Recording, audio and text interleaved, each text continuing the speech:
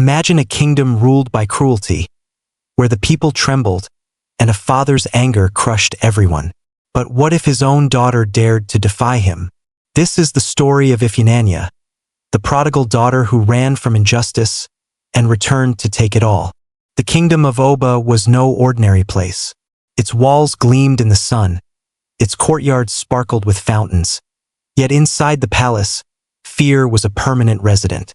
The king's voice could shatter silence and make grown men tremble. Guards bowed before him not out of loyalty, but because a mistake could cost a life. And in this kingdom, obedience was law, defiance, death. Yet, there was one who refused to bend, Ifunanya, the youngest daughter of Oba. She had eyes like fire, hair braided long and flowing, and a mind sharper than the palace swords. She watched her father punish servants for the smallest mistakes, mock the elderly, and tax the villagers until they cried themselves to sleep. The injustice stung her heart, and every day she wondered how she could survive in a world where cruelty ruled. One evening, after witnessing the public humiliation of a baker who had dared to serve bread a minute late, Ifunanya turned to her sister and whispered, "I cannot stay here. One day, he will see me as a threat and destroy me." Her sister shook her head. "Leave? Do you know what that means? There is nothing out there but thieves, hunger, and death." Ifunanya smiled grimly. Better to face death free than live enslaved by his tyranny. That night, as a storm raged outside, Ifunanya packed her few belongings. A cloak, a small bag of food, and a dagger her mother had secretly given her. She crept through the palace gates, her heart pounding as thunder split the sky. The guards, half asleep from the evening feast, did not notice her. She ran through the pouring rain, the cold mud sucking at her feet, the wind threatening to knock her down. At one point, she slipped and fell face first into the muck, groaning, but quickly scrambled up. "If this is my life now," she muttered, "I will make the world see me." For days she wandered, starving, soaking wet, and dodging dangerous strangers. In a forest, she encountered 3 thieves who tried to rob her. She outwitted them, tying them to trees with their own ropes while they howled, and stole nothing but their laughter at her audacity. "You are a devil child," one cried, and she laughed as she ran on. Far from the kingdom, she met Amici, a kind widow who had lost her husband to the king's wars, and her daughter Kayamika, whose laughter reminded Ifunanya of joy long forgotten. They welcomed her despite her ragged appearance.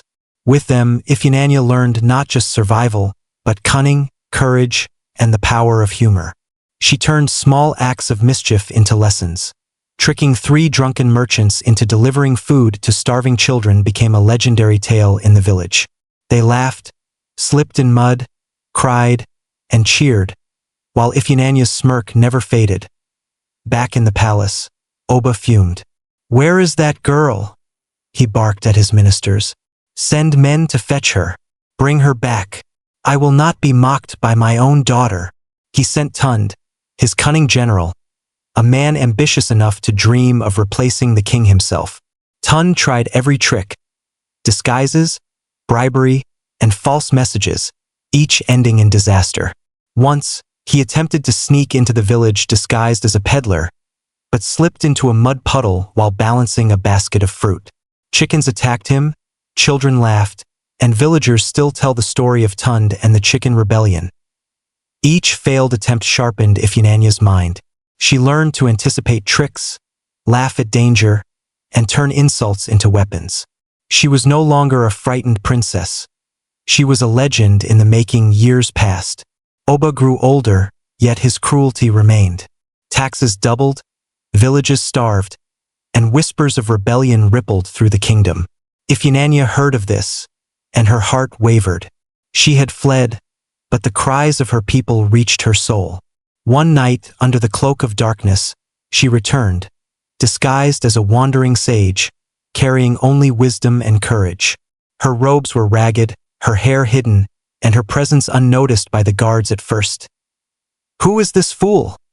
a palace guard sneered, pointing a spear at her. But Ifunanya's eyes glinted. She bowed slightly, smiling. "A fool, perhaps, or a mirror of truth? Word spread quickly. Villagers peeked through windows, gasping at the familiar face they had once feared might be lost forever. The palace buzzed with tension. The daughter who had fled was back, and no one knew if she had returned to plead, to fight, or to destroy. She confronted Tund in the palace hall, exposing his greed, betrayal, and foolish ambition. "You thought you could replace me in my father's eyes," she said, her voice ringing like a bell. "But even you, Tund, are only a puppet of pride." Tund lunged, attempting to seize her, but the villagers, inspired by her courage, trapped him in ropes, feathers, and mud. His screams echoed, his pride shredded, and the court erupted in laughter. For once, the people had the last laugh. Oba, furious but curious, demanded a duel. Not with swords, but with wits, cunning, and words. "You think you can outsmart your father?" he roared, glancing around as ministers held their breath. At first, the duel seemed trivial, a battle of insults, riddles, and sharp tongues, but the stakes were deadly serious. Each word Ifunanya spoke was measured, her tone calm, her logic impeccable. And then, a comedic twist.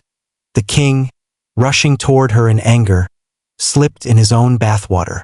The entire court gasped and then burst into laughter.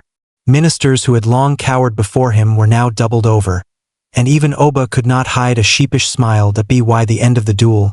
Ifunanya had outwitted him completely.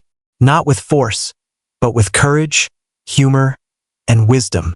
She stood before the court, triumphant. "Father," she said, "rule through justice or step aside. Your people deserve more than fear." Oba, humbled and exhausted, handed her the scepter. The palace, once a place of dread, erupted in celebration. Ifunanya became queen, ruling with laughter, courage, and fairness. Villages thrived, markets buzzed with life, and Tund remained as a cautionary tale. Assigned to clean palace floors, humiliated for generations, he served as a reminder that greed and cruelty have their consequences. But her story did not end there. One night, a mysterious stranger appeared at the palace gates. A merchant named Kwesi, speaking of distant lands, secret treasures, and conspiracies. Ifunanya watched him carefully, aware that even allies can be spies. She tested him with riddles, tasks, and deception. Kwesi, clever and adaptable, passed the tests and became her most trusted advisor. A reminder that vigilance is as important as courage.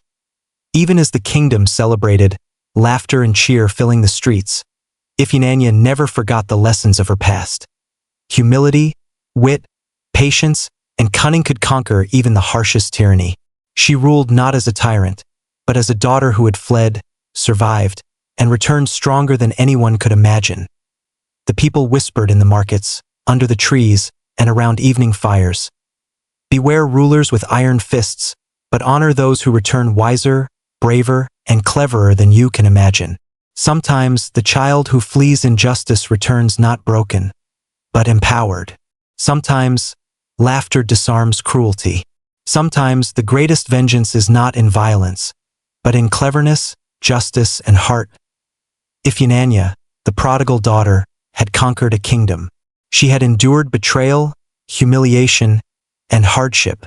She had tricked enemies, survived storms, outwitted generals, and humbled her own father. She had laughed in the face of danger, wept for her people, and celebrated life with those who had suffered beside her. And even now, generations later, the tale is told in whispers around fires, in markets, and across kingdoms. Of the girl who fled a tyrant, grew wiser among strangers, and returned to rule with laughter, cunning, and courage. Her story reminds all who hear it. Power without wisdom is fragile, cruelty without justice is doomed, and a heart that survives with courage and humor can change the fate of an entire kingdom.